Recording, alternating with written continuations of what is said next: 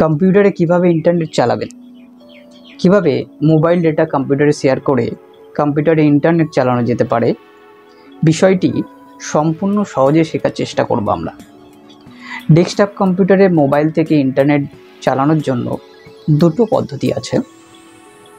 এক নম্বর, তোমার কাছে এই ধরনের একটা ওয়াইফাই ডঙ্গল, এর মাধ্যমে করতে পারবে।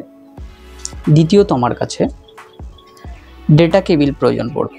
এই হচ্ছে ডেটা কেবিল, এর মাধ্যমে তোমরা ইন্টারনেট শেয়ার করতে পারবে। আজকের ভিডিওতে আমরা এই ডেটা কেবিলের মাধ্যমেই মোবাইল থেকে ইন্টারনেট শেয়ার করব কম্পিউটারে।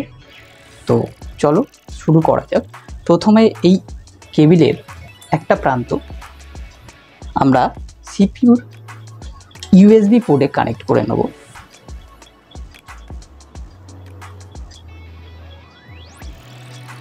আমার সিপিইউর এখানে দুটো ইউএসবি পোর্ট, এই একটা ফ্রন্ট প্যানেলে, এখানে আমি কানেক্ট করে নিলাম। তোমরা পিছন দিকে কানেক্ট করে নিতে পারো চাইলে, তোমাদের সুবিধার্থে আমি সামনে কানেক্ট করে নিলাম। এবং দ্বিতীয় যে প্রান্তটি, এটা তোমরা মোবাইলের চার্জিং পয়েন্টে, এই যে চার্জিং পয়েন্টে কানেক্ট করে নিতে হবে। কানেক্ট করে নেওয়ার পর মোবাইলের সেটিংস অপশান খুলে নেবে। মোবাইলের সেটিংস অপশান খুলে নেওয়ার পরে তোমরা এখানে কানেকশান এবং শেয়ারিং অপশান যেটা, সেখানে ক্লিক করবে। এরপর ইউএসবি টিথারিং নামক অপশানটি অন করে দেবে। এরপর এই ইউএসবি টিথারিং নামক অপশানটি যদি তুমি খুঁজে না পাও, তাহলে সেটিংয়ে গিয়ে তোমরা ইউএসবি লিখে সার্চ করলেও কিন্তু তোমার সামনে ইউএসবি টিথারিং নামক অপশানটি চলে আসবে। এরপর তোমরা ওটাকে অন করে দেবে। এই হচ্ছে ছোট্ট একটা সেটিং।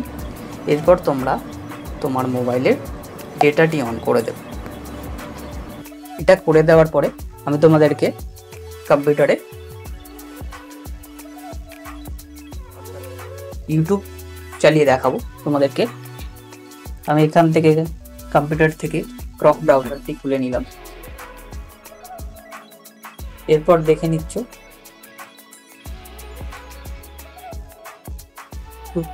ওপেন করলাম।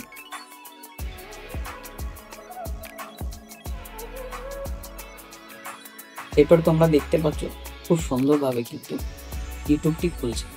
আর এখানে নেটওয়ার্কের সমস্যার জন্য হয়তো একটু স্লো চলছে, কিন্তু নেটওয়ার্ক স্পিড থাকলে কোনো রকম অসুবিধা হবে। তো আজকের ভিডিও এই পর্যন্ত। ভিডিওটি যদি তোমার একটু উপকৃত হয়, তাহলে আমাদের চ্যানেলের সদস্য হতে একদম ভুলবে না। আজকের ভিডিও এই পর্যন্ত। সবাইকে অনেক অনেক ধন্যবাদ ভিডিওটি শেষ পর্যন্ত দেখার জন্য।